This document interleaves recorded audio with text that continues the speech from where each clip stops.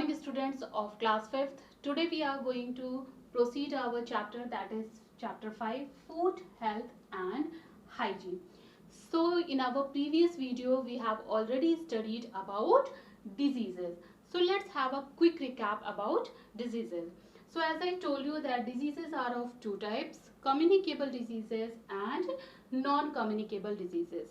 Communicable diseases, diseases that is spread from one person to another person are called communicable diseases, and non-communicable diseases, diseases that cannot spread from one person to another person are called non-communicable diseases.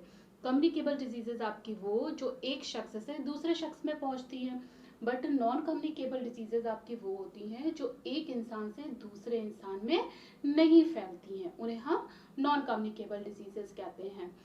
Communicable diseases मैंने आपको जैसे कि बताया scurvy, beriberi, goitre etcetera. Non communicable diseases में जैसे cough, cold, chicken pox etcetera. Now today I am going to tell you about prevention of communicable diseases, and today we will also talk about hygiene. So let's start. Prevention of communicable diseases, it means कि communicable diseases के क्या क्या preventions हैं, क्या क्या तरीके हैं इसके रोकथाम करने के. So as we know communicable diseases are caused by germs. जैसे कि हमें पता है कि ये कम्युनिकेबल डिजीज़ेज़ फैलने वाली बीमारियां जर्म्स से होती हैं. सो ये बहुत ज़रूरी है कि हम इस बात का ध्यान रखें कि ये जर्म्स जहाँ से भी हो रहे हैं वहाँ पर हमें प्रिकॉशंस लेना चाहिए, यानी कि वहाँ पे कई तरीके से हमें साफ़ सफाई या बहुत तरीके से हमें उस तरीके से प्रिकॉशंस लेना चाहिए. So let's see how can we take precautions. जैसे कि यहाँ पर दिया हुआ है, first number, the house should be disinfected. It should have good ventilation and open space. जैसे कि आपका घर डिसइंफेक्टेड होना चाहिए, यानी कि आपके घर में इन्फेक्शन नहीं होना चाहिए, जर्म्स नहीं होना चाहिए. इसके लिए ये ज़रूरी है कि आपके घर में एक प्रॉपर वेंटिलेशन का होना बहुत ज़रूरी है. प्रॉपर वेंटिलेशन आपका ऐसा होना चाहिए कि जहाँ से आपकी सनलाइट प्रॉपर तरीके से आपके रूम में एंटर करें, क्योंकि सनलाइट से क्या होता है कि वो जो जर्म्स होते हैं वो मर जाते हैं. तो एक प्रॉपर वेंटिलेशन होना आपके रूम में बहुत ज़रूरी है. नेक्स्ट है, drinking water should be clean and pure. पीने वाला पानी आपका बहुत ही साफ़ सुथरा होना चाहिए. वाटर प्यूरीफायर्स और filters should be use to clean the water. और ये साफ़ सुथरा पानी के लिए आप लोग प्योरीफायर्स का यूज़ कर सकते हो, वाटर फिल्टर का यूज़ कर सकते हैं. और अगर आपके घर में वाटर फिल्टर्स नहीं है, प्योरीफायर्स नहीं हैं, सो आप एक और तरीका है कि आप वाटर को क्लीन और प्योरीफाई कर सकते हो. That is the simplest way and that is boiling. पानी को बॉईल करके आप पी सकते हो. जब आप पानी को बॉईल करते हो तो उसमें जो जर्म्स होते हैं वो मर जाते हैं और पानी जो है आपका क्लीन एंड प्योर हो. Number 3 is the area around your home should be neat and clean. आपके घर के आसपास का जो भी एरिया है वो बहुत ही साफ़ सुथरा होना चाहिए, so that neither flies nor mosquitoes can breed there. अगर आपके आसपास का इलाका साफ़ रहेगा तो वो वहाँ पर ना ही मच्छर होंगे और ना ही मक्खियाँ पनपेंगे. ठीक है. Number 4 is water should not B stagnate in puddles around the home. आपके आसपास, घर के आसपास कहीं भी पानी जमा नहीं होना चाहिए, क्योंकि जहाँ पर पानी जमा होता है मस्किटोज़ और फ्लाइज वहीं पर ब्रीड करते हैं.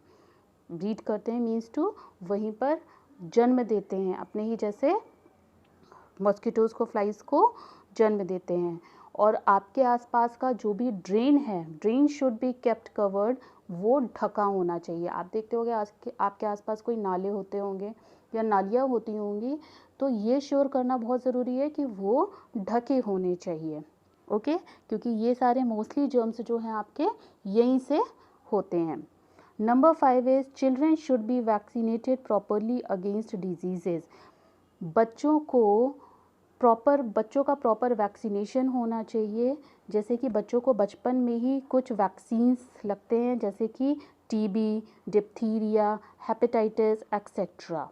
तो ये सब जितने भी वैक्सीन्स हैं ये आपको प्रॉपर टाइम पर बच्चों को लगवाना चाहिए, क्योंकि ये जो आपके वैक्सीन्स होते हैं ये आपके जर्म्स से लड़ते हैं और आपको शरीर में जर्म्स होने से बचाते हैं, यानी आपके डिजीज़ेस से बचाते हैं, बीमारियां होने से आपके शरीर में बचाते हैं।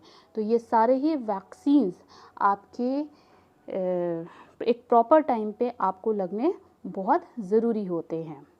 Now next is hygiene.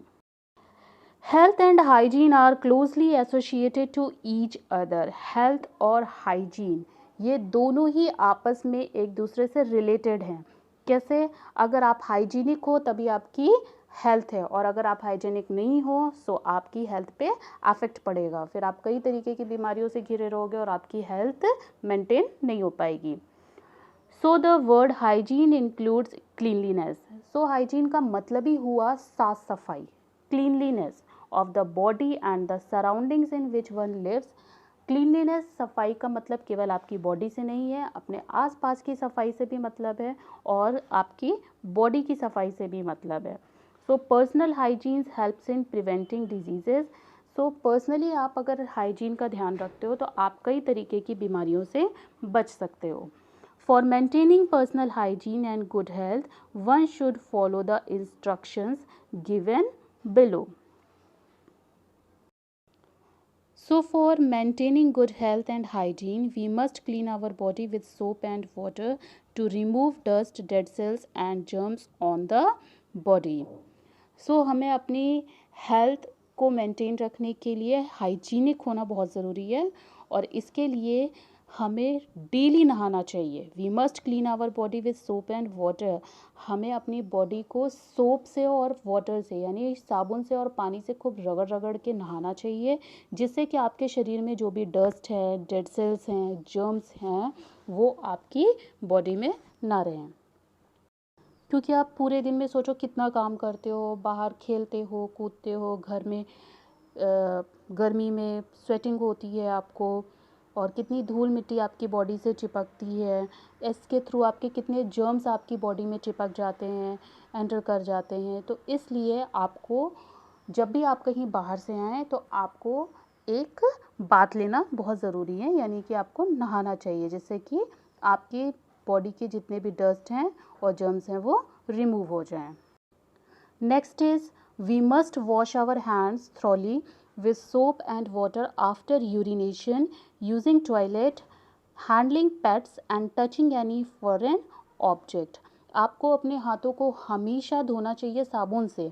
जब आप यूरिनेशन के बाद, टॉयलेट के बाद, जब आप किसी पेट्स को छूते हो, पेट्स मीन्स तो जैसे डॉग हो गया, आपके जो भी कैट हो गए, जब भी आप किसी पेट्स को छूते हो उसके बाद आपको हैंड वॉश करना चाहिए, या फिर किसी बाहरी चीज़ों को छूते हो उसके बाद आपको हैंड वॉश करना चाहिए, और बाथरूम के बाद हैंड वॉश आपको करना चाहिए, और खाना खाने से पहले भी आपको हैंड वॉश करना चाहिए। These are also a good habits, ठीक है, ये एक आपकी अच्छी आदतें हैं।